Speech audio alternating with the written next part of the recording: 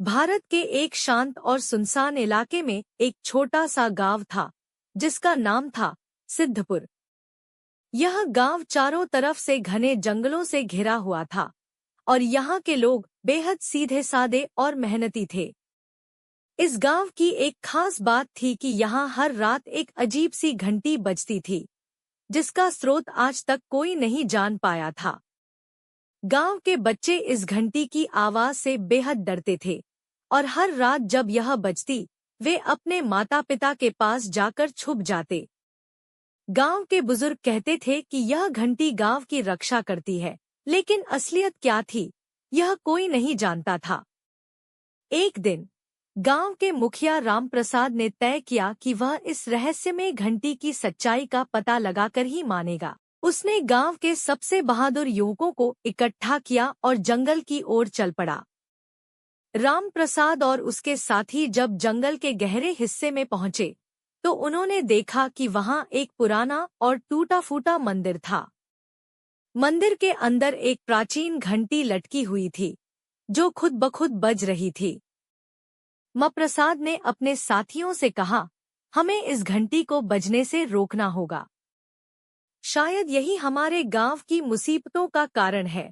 लेकिन जैसे ही उन्होंने घंटी को छूने की कोशिश की, एक तेज रोशनी फैली और राम प्रसाद और उसके साथी बेहोश हो गए। जब वे होश में आए तो उन्होंने खुद को गांव से दूर एक अजनबी जगह पर पाया। वहां कोई भी घर या लोग नहीं थे, सिर्फ एक बड़ा सा पेड़ खड़ा था। राम प्रसाद और उसके साथियों ने उस पेड़ के पास जाकर देखा तो वहां एक शिलालेख था जिस पर लिखा था, यहाँ से वापस जाने का रास्ता नहीं है। वे सब घबराए हुए थे, लेकिन तभी उन्हें एक बूढ़ा आदमी दिखाई दिया। वह आदमी बोला, तुम लोग उस घंटी की सच्चाई जानना चाहते हो? तो सुनो, यह घंटी इस गांव के लोगों की रक्षा करती थी, लेकिन एक दुष्ट जादूगर ने इसे श्रापित कर दिया।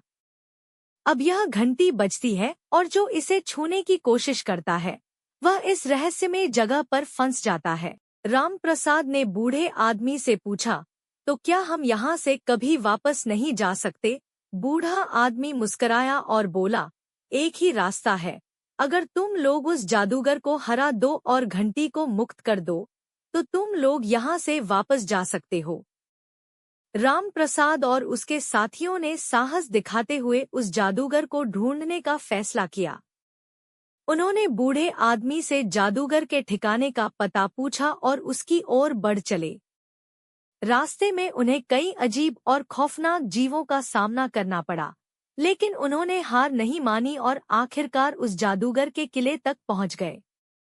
वहां एक भयंकर लड़ाई छिड़ गई। जादूगर ने अपनी सारी ताकत और जादू का इस्तेमाल किया, लेकिन राम प्रसाद और उसके साथियों ने अपनी साहस और एकता से उसे हरा दिया।